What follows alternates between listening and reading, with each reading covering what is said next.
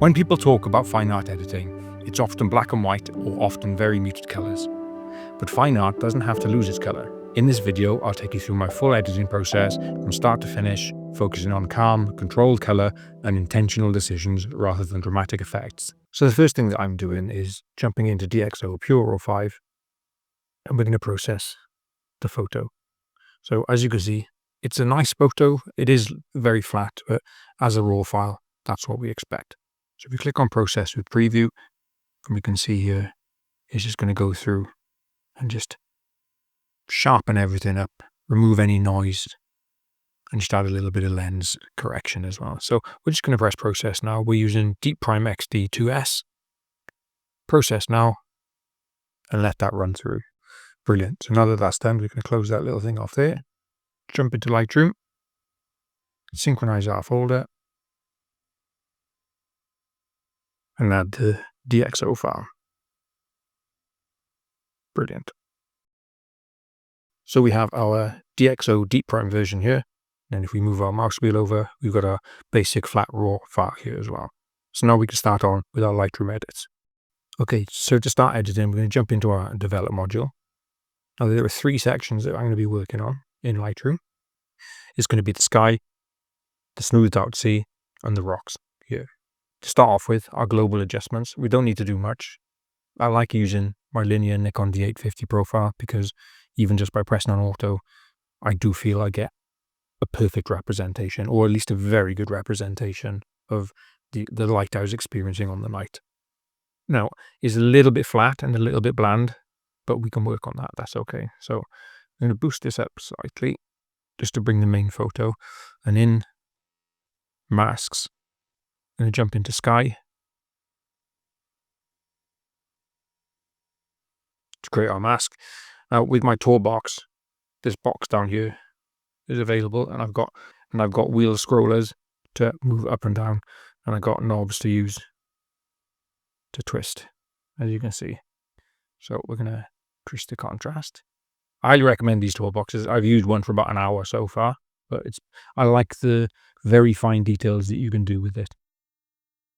Something that you can't really do with a mouse. Bring those clip-ins down. Warm it up slightly. Add a little bit more pink. Start saturation. We're going to drop the texture and the clarity a smidgen as well. So there, nice. I like that. Nice and simple. So next we're going to create a mask for the water. So if we jump onto select landscape, hopefully this should pick out the water for us and the rocks as well. So let's see what it does. Again, I'm not too bothered about how it selects too much of the horizon or the rocks up there, the headland up there, because I'm going to be removing that in Photoshop. So yep, if we select water, brilliant. And again, using our toolbox, we can just scroll up and down and change this as we see fit.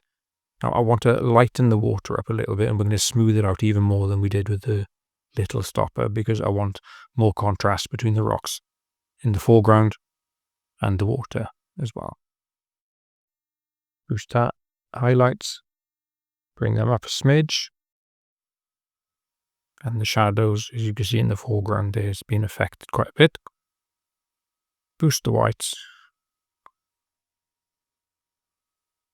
drop the blacks a smidgen as well, because I like the contrast in the foreground. Warm it up. No, cool. We're going to cool it down like the little stopper has cooled it a little bit. We're going to add a little bit of a cool. With the tint, we've got a little bit of the pink coming out here in the reflection, so maybe we can add a little tinge there as well. Not too much. Nice. Again, I want to try and show how color can be a positive thing in fine art editing. Hopefully without making it look too sickly and garish as well. So texture, because I think that sky might actually be looking a little bit too yellow, but that's okay. We can go back to that now. So I'm going to smooth this water out quite a bit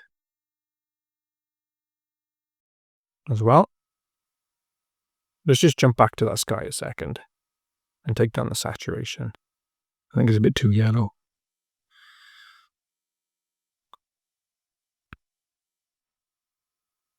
Make it look a little bit more pinky purpley. That's much nicer, that is.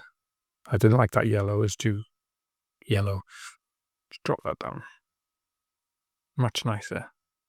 So now we want to mask for the rocks. So go back up here and select landscape. Which one? So natural ground. I think actually I'm just going to select objects. And with the rectangle tool, select the objects manually.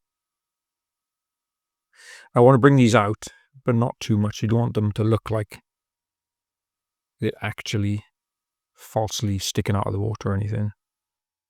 So slight the exposure. But the detail is going to be absolutely key here with this. Shadows, just a little bit. Contrast a little bit more maybe. I'm going to leave the whites and the blacks a little bit. I'm not too bothered by this clip in here. It's okay to have a little bit. We might go and do a little S-curve on the global adjustment now as well. So temperature is quite nice as it is. Tint, fine. Our texture, we want to increase that texture definitely. I do love the fine detail that you can get with this toolbox. It's absolutely amazing.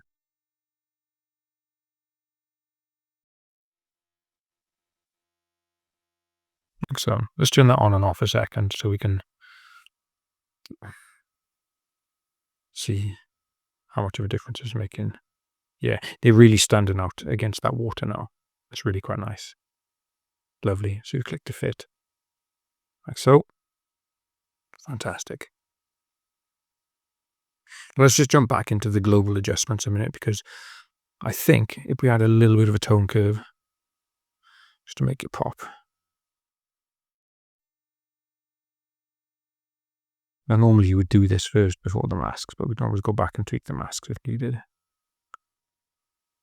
But I actually quite like that. It might look a little bit too blue. Increase the temperature there. Very nice. I like that. So before we jump in Photoshop, we're going to just press Y on our keyboard here to look at the before and after.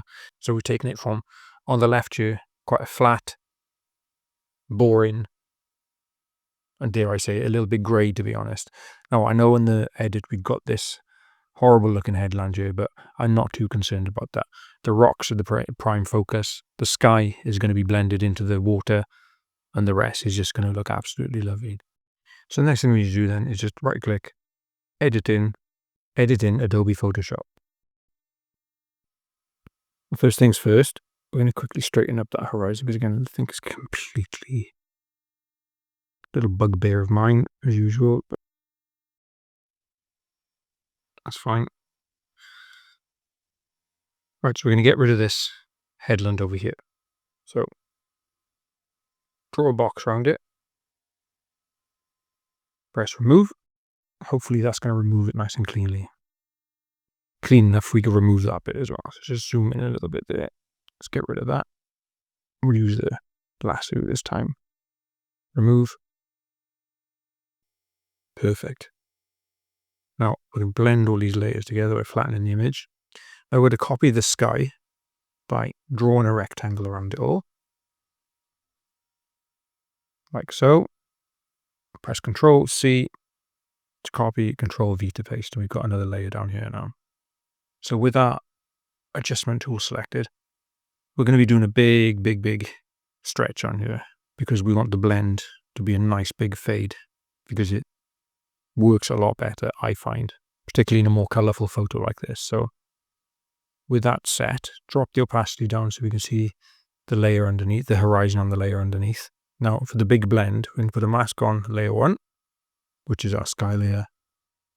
Take our gradient tool and then just draw, holding shift to keep it straight, not going above that horizon. So if we change our opacity now back up to 100%, we've got a much more natural blend going on there. I think that looks really nice. So to add a finishing touch, I think I can add a little bit of an autumn effect to this as well now. So with layer 1 selected, press Ctrl-Alt-Shift-E on your keyboard. So if you're interested in seeing how the autumn effect can alter your photos, take a look at the link above to see one of my previous videos on how to do it. So we're going to add filter, blur, Gaussian blur, like so. With the curves layer, we're going to add a big strong S. Remove the flat lines there, that's fine. Now with the Alt selected, we're just going to add it to the layer below. And then drop that opacity down to about 16%. Nice. So bung them in a folder and turn it on and off. You can see subtle differences, but just enough to make that finishing touch. Maybe a little vignette as well. So we're going to draw around these because we want these to be the main center of attention, and then add a vignette around them. Maybe a bit too dark. Let's change the opacity of that vignette. There we are, very subtle, just enough to draw the eye in.